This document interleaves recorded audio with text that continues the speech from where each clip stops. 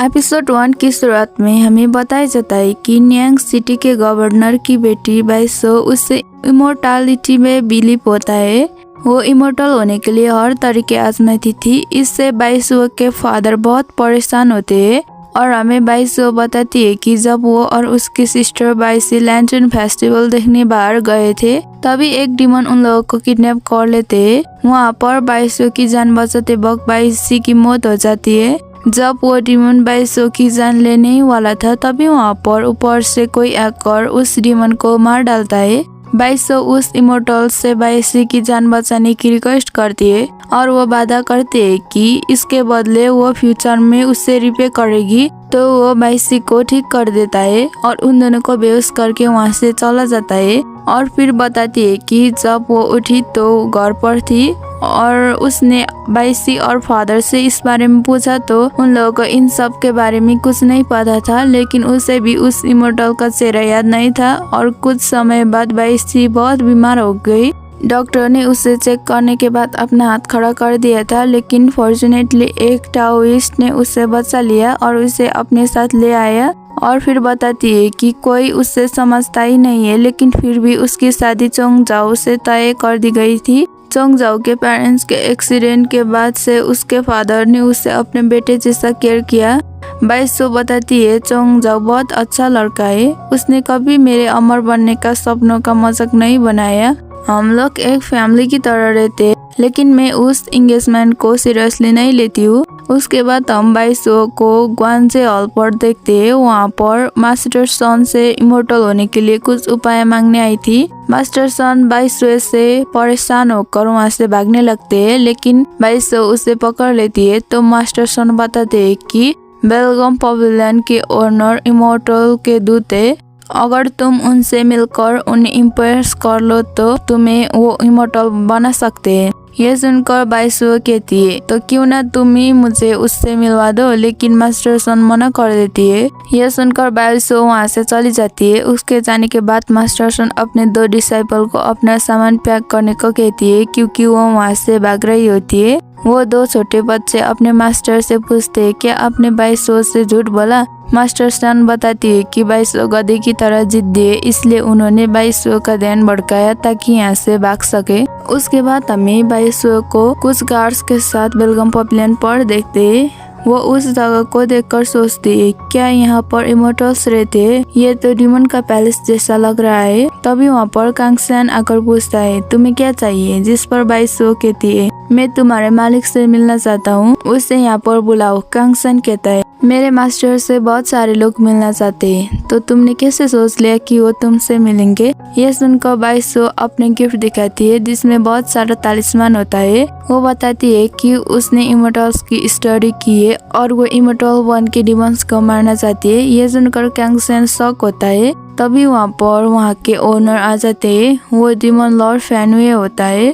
उसे देखकर सभी लोग चिल्लाने लगते हैं। वो बाइसो से पूछता है क्या तुम डिमंस को मारना चाहती हो, जिस पर बाइसो हाँ कहती है। तो फेनवे बाइसो को अपनी तरफ खींचकर उसकी ऑरा चेक करता है। उसे पता चलता है कि ये तो एक नॉर्मल ह्यूमन है। बाइसो उससे ऐसा करते देखकर वो भी फेनवे को वैसे ही अपनी तरफ खींचती है। तो सभी लोग शॉक होते हैं, इंक्लूडिंग फेनवे। तभी वहाँ पर इंस्पेक्शन के लिए बाइसो के फादर आ जाते हैं। गवर्नर अपने बेटी को वहाँ पर देखकर बहुत हैरान होते हैं। उसके बाद हमें लैंडलिंग सेट के मीटिंग का सीन दिखाया जाता है। उन लोगों का हालत बहुत बुरा होता है। वहाँ पर हमें चोंग जाओ को भी दिखाया जाता है। वो लैंडलिंग सेट का ही डिसाइपल होता है। और हमें फिर से बेलगम पवेलियन का सीन दिखाया जाता है। तियान वो डेप्यूटी जनरल बाइयू को उस पवेलियन के सारी कागजात दिखा देती है। बाइसो को उसके फादर डांटने लगते हैं कि तुम इमोर्टल बनने में तो नाकामयाब रही, लेकिन अब तुम प्रेटी बॉय को देखने ब्रोथल भी आने लगे। यह सुनकर फेनवे गुस्सा होकर अपने पावर यूज करने ही वाला था, तभी उसे कांगसेन रोक देता है।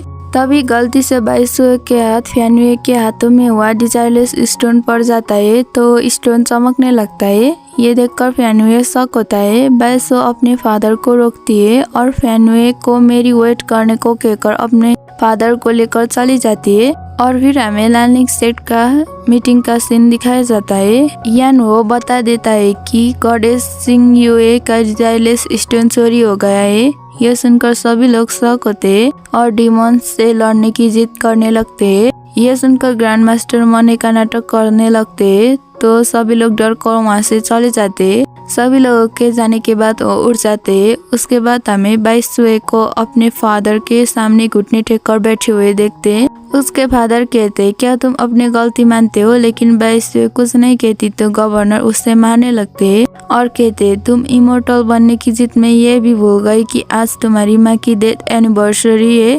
आज के बाद तुम्हें इस ऑब्सेशन को छोड़ना होगा वरना मुझे फादर मत कहना। लेकिन 22 मना कर देती है तो गवर्नर वहाँ से चले जाते। दूसरी तरफ हमें फैनवे को देखते हैं।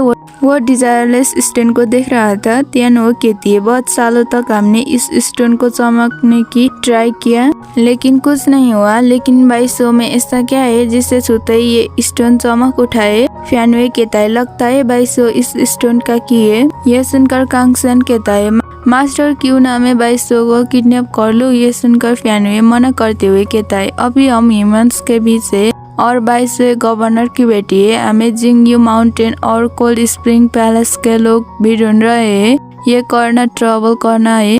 यह सुनकर त्यानो 22 पर नजर रखने चली जाती है। उन लोगों के जाने के बाद फैनवे सोचता है, ये 22 बहुत इंटरेस्टिंग है। उसके बाद हमें 22 को वहाँ पर देखते है। वो अपने माँ से उनके डेथ एनिवर्सरी भूलने पे माफी मांगती है और बताती है कि उसे और उसकी बहन को जिस इमोर्टल ने बचाया था वो उसे रिपेयर करना चाहती है। उसके बाद हमें लैंडिंग सेक्ट का सीन दिखाया जाता है। ग्रैंड मास्टर चोंग जाओ को कहते, तुम बहुत कैपेबल हो इसलिए यंग एज में ही सिटी इमोर्टल बन गए। तुम्हारे ऊपर बहुत सारी जिम्मेवारी है और मैं तुम्हें एक काम देना चाहता हूँ। चोंग जाओ पूछता है, क्या इमोशनलेस स्टोन को ढूंढने का? ग्रैंड मास्टर कहते नहीं और पूछता है, तुम्हारी दुकान कैसे चल रही है? चोंग जाओ के पास एक स्टॉल होता है जिस पर चोंग जाओ ठीक कहता है। ग्रैंड मास्टर उसे अपनी पावर को यूज करने से मना कर देते और उसे वहाँ से भेज देते। उसके जाने के बाद यूफेंग पूछता है, आपने उससे ऐसा क्यों कहा? ग्रैंड मास्टर कहते हैं, मैं उसे रेडी कर रहा हूँ। कोल्ड स्प्रिंग पैलेस का जेन्यू लोगों को मार रहा है। हमें एक न एक दिन उससे फाइट करनी होगी। उसके बाद हमें कुछ लोगों को लड़ते हुए देखते। तभी वहाँ पर एक लड़का आकर एक को बचा लेता है। वो लड़का उससे थैंक यू कहता है तो वो पूछता है, ये लोग अभी किस बारे में पूछ रहे थे? तो वो बता देते हैं कि इमोशनलेस स्टोन गायब हो गया है और इसकी कोई भी क्लू नहीं है। ये सुनने के साथ ही दूसरी लड़की आकर उसे मार डालती है। वो लड़की कोल्ड स्प्रिंग पैलेस की जनरल फूलिंग होती है और वो लड़का कोल्ड स्प्रिंग पैलेस के मास्टर जेन्यू होता है। जेन्यू कहता है, वो स्टोन कड़ी सिक्योरिटी में रखा गया था। इवन में भी आसानी से उसे चुरा नहीं सकता था। ये काम इतनी आसानी से ब्राइट मून पैलेस का मास्टर फैनवे ही कर सकता है। बहुत साल पहले उसने ही मेरा डिमन टेल को काट दिया था ताकि मेरी कल्टिवेशन ना बढ़े। फूलिंग बता देती है कि वो स्पाई बन के बेलगम पवेलियन में घुस चुकी है। जेन्यू कहता है, एक बार हमें वो स्टोन मिल जाए उसके बाद हम ब्राइट मून पैलेस पर हमला कर देंगे। और फिर हमें नेक्स्ट डे का सीन दिखाया जाता है जब 22 खाने के लिए टेबल पर बैठती है तो उसके फादर उसे खाने ही नहीं देते। गवर्नर कहते, अब से तुम जो कुछ भी करो मुझे उससे कोई परवाह नहीं कहकर वहाँ से चले जाते हैं। ये सुनकर 22 सोचती है, आपने ही मुझे कहा था कि मैं जो कुछ भी करूँ। उसके बाद हमें बेलगम पवेलियन का सीन दिखाया जाता है। त्यान वो फेंग युए को बता देती है कि 22 बहुत पहले से इमोर्टल बनने की प्रैक्टिस कर रही है। यह सुनकर कांगसन कहता है, लेकिन उससे ये स्टोन चमका है, क्या मैं उससे पकड़ कर यहाँ पर लाऊं? लेकिन फेंग युए मना करते हुए कहता है, वो यहाँ पर आ चुकी है, वो मुझे इमोर्टल समझती है तो मुझे भी उसी तरह एक्टिंग करनी होगी तो वो खुद ही सच बताएगी। वहाँ पर 22 आकर फेंग युए से कहती है, चलो हम कल की बात पूरी कर लेते। तो कांगसन और त्यानो भी उसे अंदर भेज देते। उन लोगों के तरीके देखकर सोचते, क्या सच में ये एक डाइटी ही है ना? मुझे पता लगाना होगा। और इसी के साथ एपिसोड 1 यहीं पर खत्म हो जाता है। अगर आपको पसंद आए तो लाइक कमेंट शेयर सब्सक्राइब करना मत भूलिएगा। मिलते हैं नेक्स्ट वीडियो में, तब तक के लिए बाय बाय, टेक केयर।